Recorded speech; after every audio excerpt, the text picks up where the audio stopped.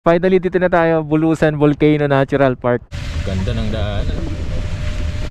So, doon daw ang daan, papunta akit ng Mount Bulusan. Ayun, welcome to Bulusan Lake. Gaano kalalim, kuya? Ang Bulusan Lake ang isa sa pinaka malinis na tubig dito sa buong bansa. Yun lang yung kabuuan ng Bulusan Lake. Ang Irosin, Huban, Kasiguran, Barcelona, barangay lang po yan ng Bulusan. 335 meters above sea level. Kaya nga tingnan mo yung cellphone mo, walang signal po dito. Pasok tayo sa souvenir shop. Please come in. You're welcome. Ngayon nandito tayo sa bayan ng Huban.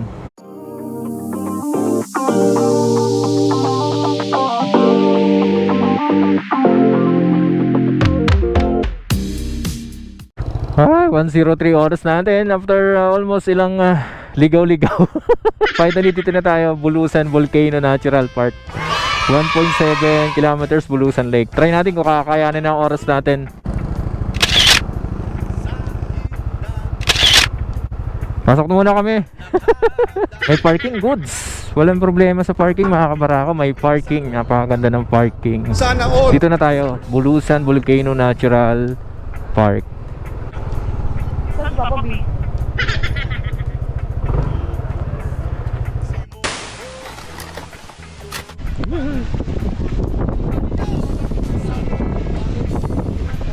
Ganda ng daan.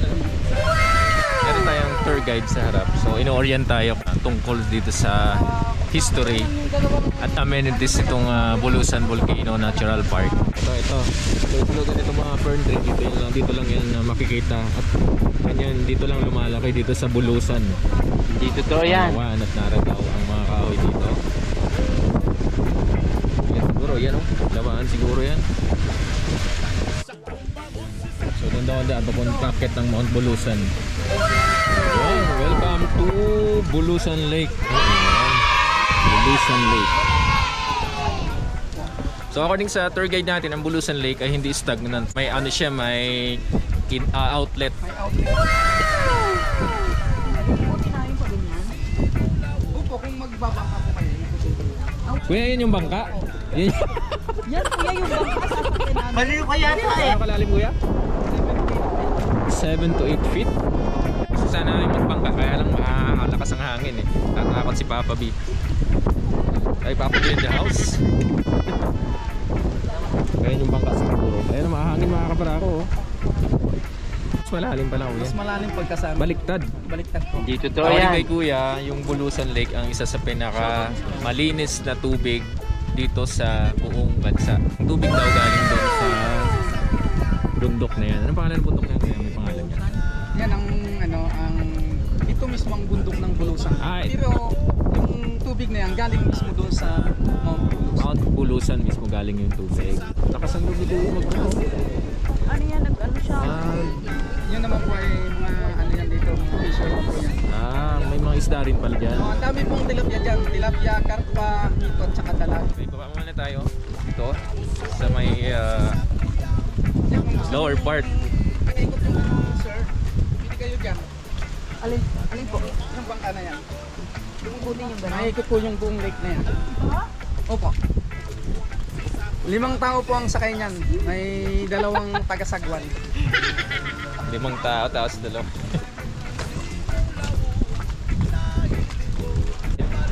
Preserve Bulusan Lake, Bulusan Volcano Natural Park. Ayan, medyo malakas ang alon. Kahit Dito lake to siya. yan. Yan lang yung kabuuan ng Bulusan Lake. Yung protected area na may sukat na 3,672 hectares. At may 5 bayan ng Sorsogon na nakapalibot sa kanya. Isa na po dyan ito si Bulusan, si Irosin, si Huban, si Kasiguran, si Barcelona. Nakaikot pala. Opo, paikot po pero sama-sama po silang nangangalaga. Halos dito, sako po yan ng Bulusan. Malaking bahagi, halos nasa 50% nasa Bulusan po. Kasi nung panahon kasi, ang Irosin, Huban, Kasiguran, Barcelona, barangay lang po yan ng Bulusan. Okay. Bago pa dumating yung mga Kastila. Nung dumating yung mga Kastila, nag-subdivide na sila, naghiwa-hiwalay na, naging bayan na. Kuya, ito dagat to? Hindi po. Ito po yung mga private land. Yan nakapalibot sa kanya. Private land daw po yan, kaya ganyan ang kulay niya. Yung kulay green, yan po yung Protected area. po. Sa loob po ng protected area, walang kabahay-bahay dyan. Kundi mga DLL po ang may nangangalaga sa kanya. Bali, ito yung Bulusan. Ito po yung Mount Bulusan. Nandito po yung Blackbird Lake. Pagka galing po dito, kung aakyat ka ng summit, 2.4 km pa ang lalakarin. Oh no! Kaya lang pagdating po dito sa pag nasa taas na, bibigyan lang ng oras na 10 to 15 minutes. Oh no! Kasi So, ang tingin Mount Bulusan po ay kabilang sa 5 aktibong bulkan sa buong Pilipinas. Kaya hindi po natin alam kung kailan siya mag-aalboroto. Pero siya ay isang phreatic volcan. Volcanic phreatic po yan. Ibig sabihin ashfall lang siya. Kaya lang, kahit ashfall yan, pag Delikado. nandiyan ka sa taas, delikado pa din. Kasi masusupukit ka ng sulfur. Oh no! Yung sa Batangas. Ang elevation po nito ay 1,565 meters above sea level. Pagdating naman po dito, 940 meters above sea level. At ito namang Bulusan Lake ay 335 meters above sea Above sea level. level. Kaya nga, tingnan mo yung cellphone mo, walang signal po dito. Oh no! Oo nga, kuya. Wala signal dito. Right, dahil maulan, hindi na tayo boating kasi lalamigin lang tayo. So pauwi na tayo, balik na tayo dun sa parking area. Kasi uwi na tayo, malayo-layo pang biyahe natin eh. Mga 3 o'clock makaalis na tayo ng Sorsogon para hindi tayo masyadong gabihin sa daan.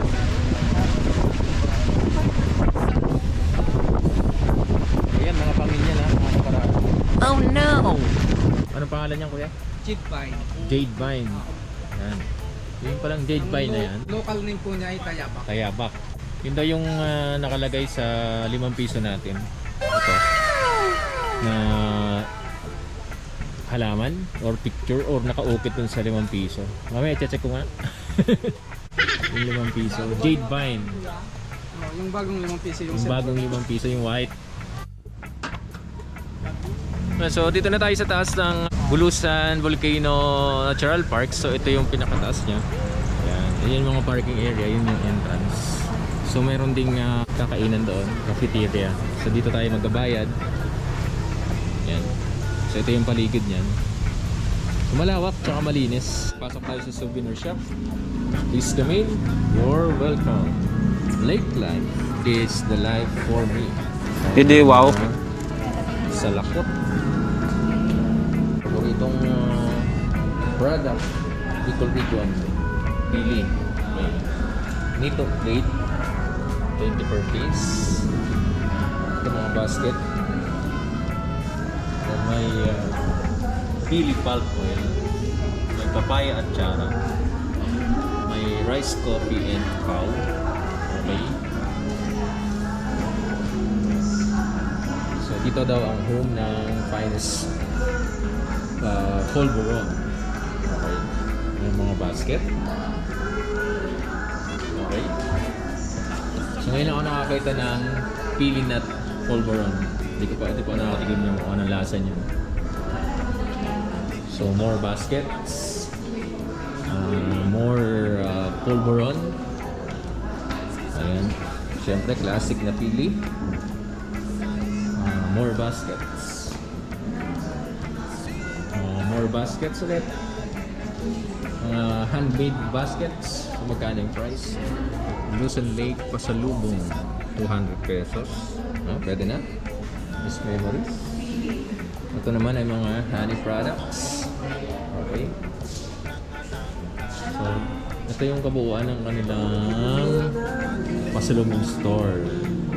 Right. So kapos tayo sa budget, kaya hanggang vlog lang muna tayo. Alright, 3:57 oras natin. So dito naman tayo dumaan sa kabila. Kanina dumaan tayo dun sa may coastal area ng Barcelona, Gubat, papunta ng Bulusan. So ngayon dito naman tayo lumabas sa may pagdaan ng Irusin. Ngayon nandito tayo sa bayan ng Huban. So let's go. Yan. Huban, South Poblacion, Huban, Sorsogon.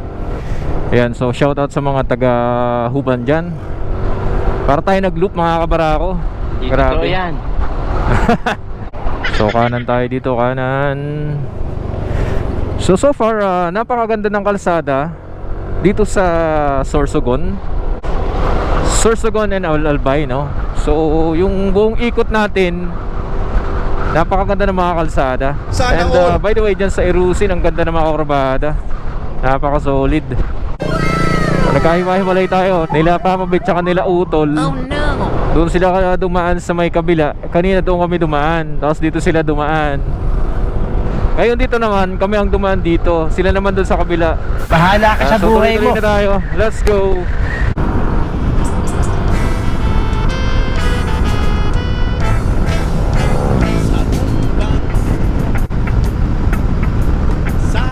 Walang halos sasakyan ngayon kasi umaga pa eh. Mamayang gabi, no, mahirap dito. Yung mga galing ng Visayas. Yan, ang gaganda ng mga kurbada dito. Oh. Solid. Ayan, oh. Doble ingat lang tayo dito. Maharlika Highway to. Napaka-solid na mga kurbada, pero ang dami na ating kasalubong. Puro truck, bus, at saka yung mga SUV ang bibilis.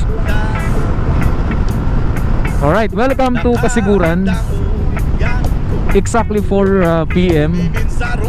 Mapapansin mo dito, slow vehicles, maraming reminders. Slow vehicles, keep right na, no? Yan, ganda ng mga kurbada, mga kabarako.